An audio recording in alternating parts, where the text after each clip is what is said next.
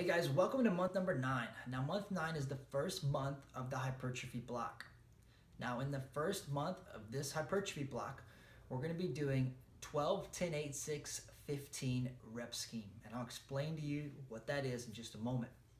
Now, this first month isn't too fancy. There's not a lot of weird techniques, but what we are going to do is a lot of variety and a lot of volume. Now you should be prepared to do a greater amount of work than you did in the last strength block. Now with a greater amount of work, what we're going to do is reduce the amount of rest.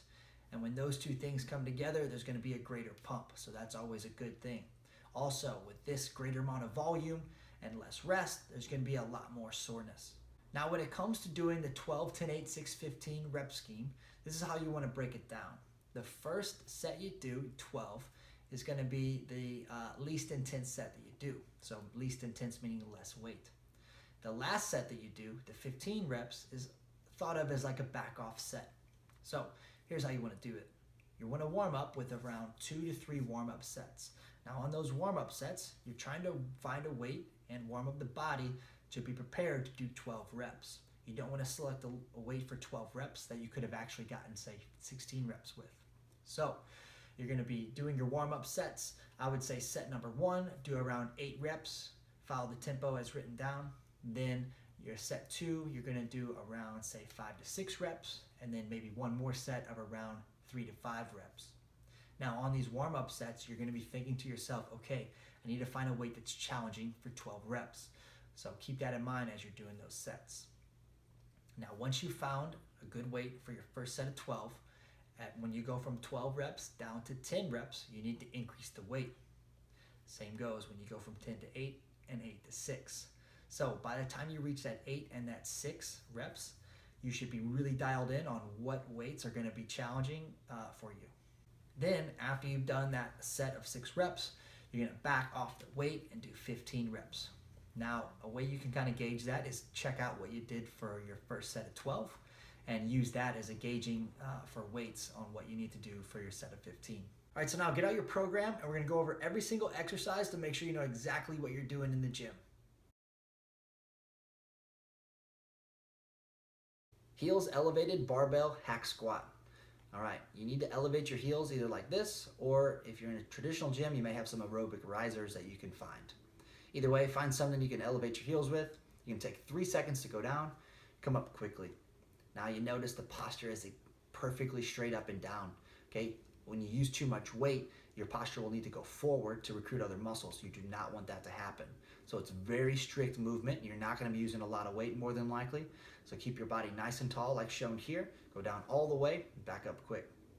Now, what we're avoiding here is leaning forward, as I said earlier. You do not want to dive forward on the way up or on the way down. That right there would be an indicator that you need to lighten the weight. Low pulley split squat. All right, here, split stance.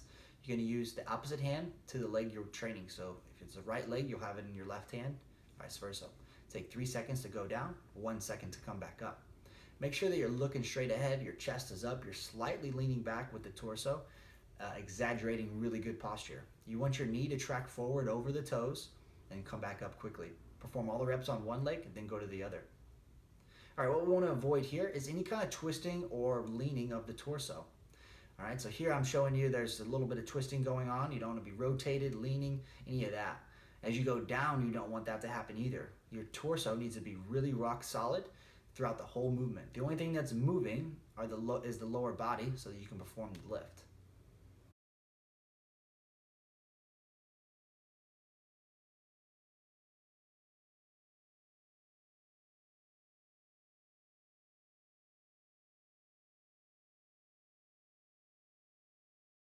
Leg press, feet medium.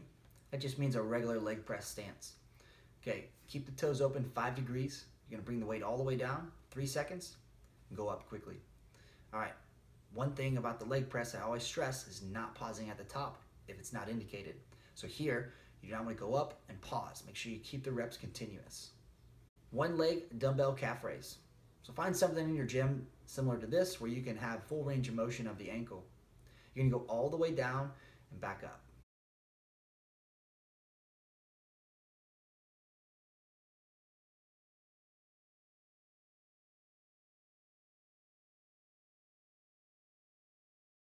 So here on the side view, I show you something that you want to avoid, not going all the way down. Some people, they still have range of motion, and make sure you go all the way down through your full range of motion and then all the way back up to the top.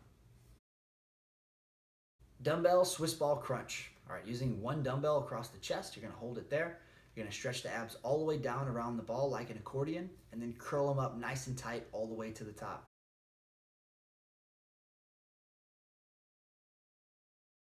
Remember, this is a crunch, it's not a sit-up, so you don't need to be removing yourself from the ball. It's just go back around the ball and then curl the abdominals up.